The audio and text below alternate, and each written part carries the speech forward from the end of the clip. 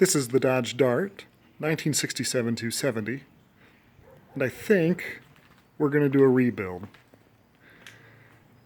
It is a sedan. Some folks might think I'm wasting my money, but I have grown oddly attached to this car. It's actually kind of strange, really. And I think I can do this in about 2 years, so long as my Bishop doesn't move me. And it's in pretty good shape. It's in restorable shape, anyway. Needs some work here and there. There's some rust underneath. But all told, she's reliable. I bought her in June of 16. And I've put, I think about 2,000 miles on it. So it's got just about 72,000 miles. But all told, it's in really good shape. You'll see that the chrome trim around the top is pretty well gone. There's, I think, one little corner piece somewhere. But that needs to be replaced. It needs to be completely repainted. You'll see the scratching and such. The light's in the way. You'll see some scratching up top that, if it goes too much farther, it'll be down to metal. And down here, you'll see this, I think that's technically patina, but it's not particularly attractive. I've seen this on darts. It's down here on the front, too. I've seen this on darts before, and it's, again, it can be attractive, but it's also kind of a pain. So we're going to get rid of it. We're going to repaint. We're going to do a full disassembly and see what happens from there. Let's pop the top, and you'll see it's a slant 6. That's the engine she was born with from the factory, so I don't know that I'm going to get rid of it. I think I'll keep it. Even though it doesn't have a whole lot of kick to it, it should be good for a rebuild. The engine itself, though, does not need to be rebuilt. I've done compression tests, leak down tests, and it looks like it's going to be okay.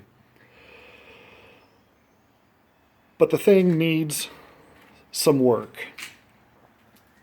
And for some reason on cameras, it comes through, like on this S7 I'm taking this video with, it comes through as actually really nice paint.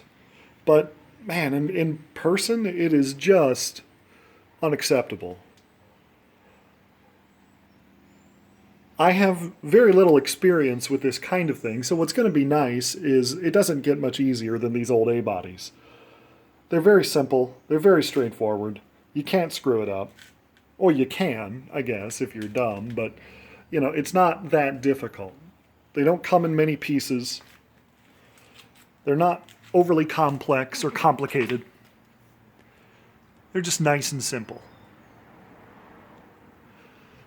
I've already had the front pans replaced, so there's not going to be a whole lot in terms of patching the interior. The carpet is horrendous. Absolutely horrendous. But the interior is rather nice. If we take a look, there are some scratching issues back here on the dash, so that'll have to be fixed. There's no glass in here. I can just fix that up.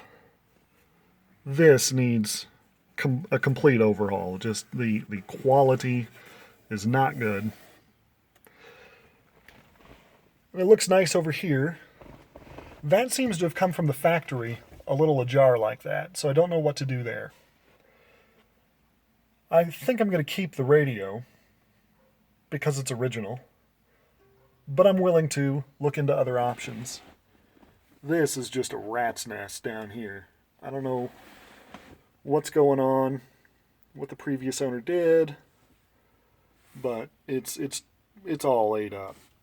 New hoses, heater box. The heater works. It sprays water, I think. I'm not sure how that works. There's something that's leaking water, and I don't know what it is. but it should be okay to work, although I will replace the heater core just as a preventive maintenance measure. I mean, it's 50 years old. Most of this stuff on this car is 50 years old and wasn't made to last for 50 years. Chrysler didn't make anything to last for more than 10, really. You could crucify me for that, but that's the opinion. Now, the rear mirror is also really nice, really original. Hello there. Hi. Hi. It's really original. It's nice. But it swivels on its own. When I'm driving down the road, it just goes all over the place. It does not, it does it very slowly, and so I have to reach back and reset it about every 2 or 3 miles. The headliner is also shot. Again, it looks pretty good, but the seams are just dry rotted. All I have to do is push, focus, there we go. All I have to do is push on it and it tears. Just a tiny little bit of pressure and it tears right up. The doors are okay. The window mechanisms work great, but they're so pitted. Again, they look better on video than they do in person. The metal handle is the same. I'm just going to replace this entirely. I'm going to keep the pad, but replace this, which is clearly broken, with chrome. And that'll be the only major modification to the interior, frankly. The rest of it's fine. When it comes to the transmission, I have no idea. Transmissions scare the hell out of me. I am absolutely terrified of transmissions, so I don't know. I'm going to pull it, but I don't know that I'm going to work on it. I'm afraid to open it up. But the fluid looks like it, and I'm going to probably have to drain the fluid. It looks like it needs to be changed out, but if you change the fluid on these old things, sometimes it's the little gunk inside the fluid that's holding the transmission together. So it might be, I might be a little, who knows? Who knows? If the transmission needs to be rebuilt, then I'll probably just replace it with a 4-speed manual in the floor and be done with it. So this is the Dart. We'll see what happens next.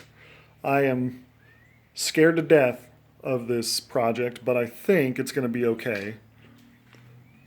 And I think it's going to be okay because I'm as scared as I am, I'm in love with it. Love and fear are very related.